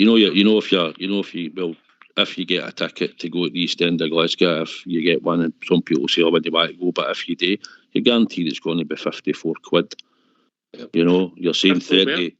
Aye, possibly more, aye. And you don't know how much Hibs or Hearts are going to charge, or Aberdeen this season for an away ticket at their stadium, you know. But it's going to be in the £30 mark, easy. Aye, but I think the point Alex was making is about Ibrox, just Ibrox, yeah. Aye. I feel sorry for people that is because of the cost it is to go, and like you say, if there's any reason out there that you have to give up your ticket, it's a sore one to try and get back in to see the games, mate. And I appreciate what you were saying. You know, it's a valid point. No, it's just an observation. Hey, listen, I'm loving what Stevie G's done for the team, you know, and we just need to try and pick and choose our games, and hopefully we'll get access to the games in the future. I'll cut across you, Alex. I think we've been joined. I don't know who we've been joined by. I think it might be Wally. Yeah? Hi, how you doing? We think you've got the show on in the background. We can hear No, ourselves. I've just put it off, Fox. I've just put it off. Right, okay. No, obviously, I was listening the last couple of days. I've not been able to phone. I was kind of busy doing other things. But no, how you were talking about the, what do you call it, the Davy Edgar and the Daily Record thing and all that. Remember the Donald Finlay carry on? Yeah, very well, aye. Right, well, this is the God's honest truth, and you can believe it or not believe it. I met Paddy Christie outside the STV studios, and at the time, she was Donald Finlay's girlfriend. So this is gospel, right, on my grandman's life. And Willie, remember this is a live show, mate. No, I understand that, but I can back up anything I'm saying, right? It's not a case of naming names, but she was Donald's girlfriend at the time, and her exact words to me, and she didn't know me for Adam. I'm only a mechanic that was working for Clanford that was going to do a job on the trailers. They had 2 trailers that they used to take all the stuff up by Lutz. Remember the Take a High Road thing? I'm talking about the STV studios when it used to be at the top of Hope Street. Beside the Clyde, where the BBC and that is, with the Squinty Bridge. But as I say, at the time, you know how long ago it was, right? And we know that the guy got his comeuppance, and he was a blue nose. Why he filmed it, I don't know, whether it was today, whether the record set him up or whatever, I don't know, because it was a closed shop, it was a private party. It was in the Rangers up the street. It was in the Edmondson house. Aye, no, but what I'm saying is, you couldn't just walk in, if you get what I mean. You know what I mean? If you remember, Neil McCann walked by him while he was singing. And Neil McCann was a Roman Catholic. All right, he was a Rangers player and he played with us. He was brilliant for us and he technically won his league. Mate? What's your point? No, what I'm saying is, Paddy Christie told me at the time that the Daily Record, the editor of the Daily Record is a Roman Catholic, and he's been out to do Donald for years. And that's the reason I'm saying it, that's quote, because that was her exact words at the time. If she didn't know me for Adam, that could have been anybody. You know what I mean? And that's exactly what she says to me. So this carry on with the record that's long overdue. I remember in Ori they were making a point of trying to get a hold of Andy Gorham. Remember there was all sorts of stories that he was signing a caravan and a scrapyard and blah blah blah as well. I mean, Andy Gorham didn't help his sell. You know yourself the way he ended up when he left his 2 gorgeous wives. But as I say, it's just going beyond a joke. And I fell out with my ex-army buddy and everything because he's an SNP man. And he's trying to say, it's not. I says, I'm telling you, it's political. I says, this is all going to come out. I mean, her ex-man, who happened to be a Highby, if you remember, when they won the cup, remember? After 114 years, I was at the game, but I wasn't stupid enough to go in the park. But there was 8,500 of these swines on that park, and not one of them went to court. Even the guy that hooked Big Lee Wallace in front of everybody in live television, he never even went to court. But every Rangers player that they caught or photographed all went to court and all get done. And that was a payback for Manchester. Oh, it's most definitely political, you know. I made a point actually. Got to get a wee plug. Ibrox Radio the other night. Do you think the media is actually attacking Rangers because we don't have like a Donald Finlay QC at the club now, like a high legal figure? Because he used to defend us a lot, you know. I don't know, mate. I get what you're saying. You've not got somebody somebody to beat a stick with. Willie's right. Yeah. We're in a political war. We know that. We understand that. People have to be smarter, and we have to take the fight to the opposition like we do in the football part. But we have to be smarter, and we know what we're dealing with. And the biggest thing we can do is don't buy, don't click, don't share. Yeah, and look at who's supplying them with money. The people who advertise with them, and think about using their companies as well. But we're in a different war. Southside, you come in there, did you? Aye, mate. I was just going. Just listening to it. But we've always been at war. We've got the motto: "No one likes us, we don't care." You know, we've fought to box clever, and the now as a support. Can't give anybody any ammunition. You know. You can see what they're up to. So hopefully we'll be there on Saturday. The right songs will get sung as it should be. We'll have a good atmosphere. We'll get the 3 points, and then that's what we look forward to at the weekend. Anyway, sorry, we're still good. Sorry, I looked at a wrong clock. Sorry, I thought that was time up. But listen, Willie's right. We're in strange times, and we don't help ourselves, as you rightly said. It was a Ranger supporter that sent that video to Donald all the years ago, but. Well, it's done now. You can't write history. We have to move on. Well, we talked about the atmosphere, and how would you improve it then, Alex? It's a hard one though. I like your idea. See if there's a way of getting your pals and that sitting round about you. I think that would enlighten the atmosphere. But I think just certain, maybe no, obviously league games. you're obviously going to be paying your season ticket and that, but I just feel as if more tickets could become available to the paying, rather than through the MyJers. How many? 10,000? 5,000? How many? I would say a good 10,000 if they could do that. So what are you going to do then when 10,000 you get the back end of the season, we're having a bad season and you've not got that revenue? But we're not going to have a bad season though, are we? We've not had a bad season for a long time. 2 years ago. The counter argument is if we have the atmosphere better and we've got more people at the games because they can afford to go that create atmosphere, would we not then in turn have a better season?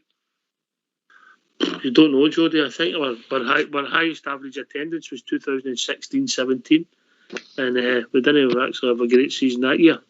And by the way, was that no reflective of the charges, the prices, the season tickets then as well? Season tickets are sold out, Alex. Yeah, I know. There's a waiting list. There's supply and demand. I'm not sticking up for the price of the season tickets. What I'm saying is they're sold out. It's supply and demand. Big Stevie will tell you that. He had to struggle to get two for one for him and one for his boys. Can I come in there? I know, but you're talking about improving the atmosphere in Ibrox. Whatever happened to the standing area? We're talking about making a section for a UB, maybe even standing. Would that no increase the?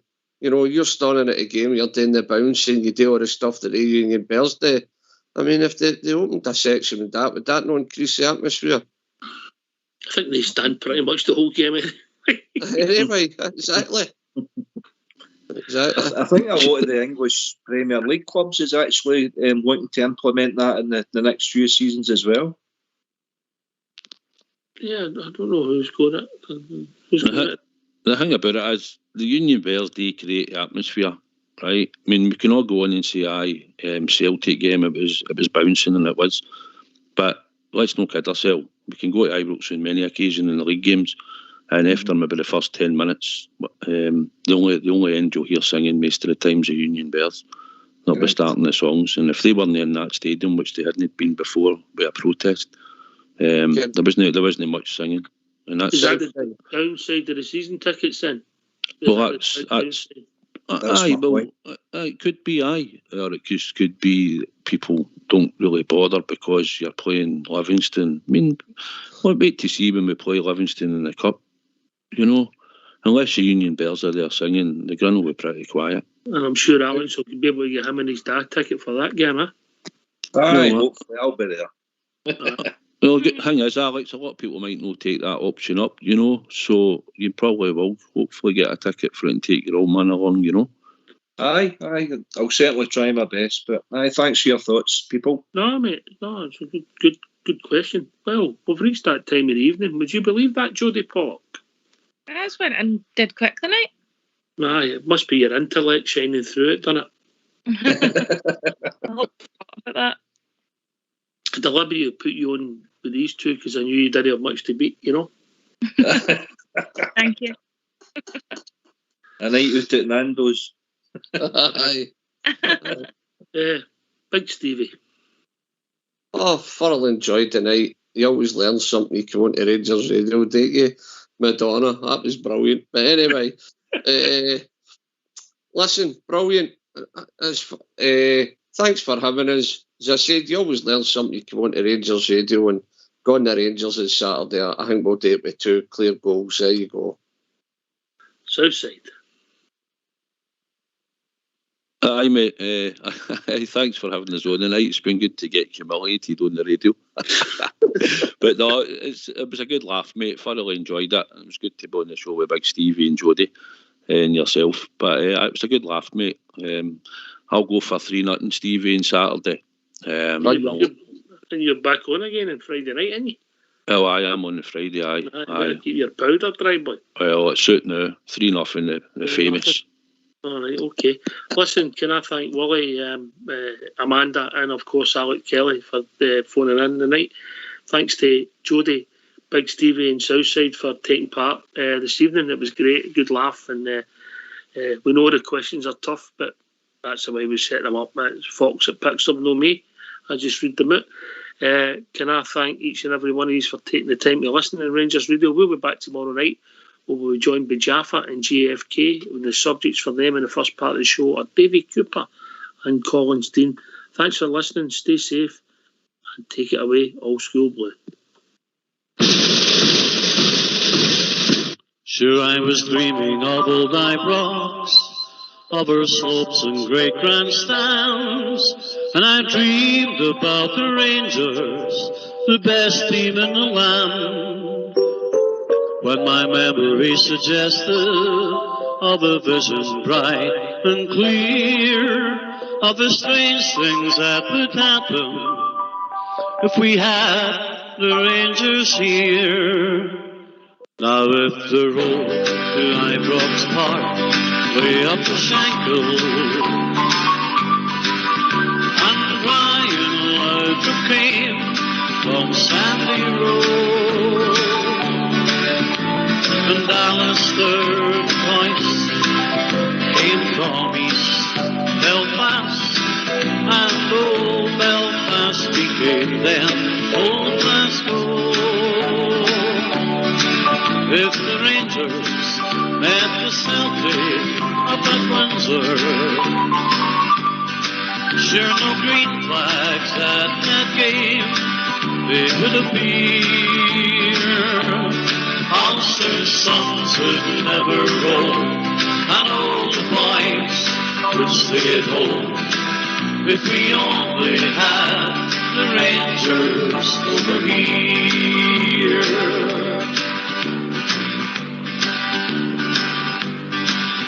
I dreamed about her Ulster men who wore the shirt of blue, Bertie Manderton, Sam English, Donny Hamilton, McCandless too. I have dreamed of Whitey MacDonald, who came from Lisburn town, and the greatest Billy Simpson, who never let them down. Now if the road to Ibrox Park way up the Shankill, and Brian Loudrup came from Sandy Road, and Ali McCoyce came from East Belfast, and then old Belfast became old Glasgow. If the Rangers met the Celtic up at Windsor, then no green flags at that game they would appear. Ulster's sons would never roam, all the boys would stay at home if we only had the Rangers over here. If we only had Glasgow Rangers over here.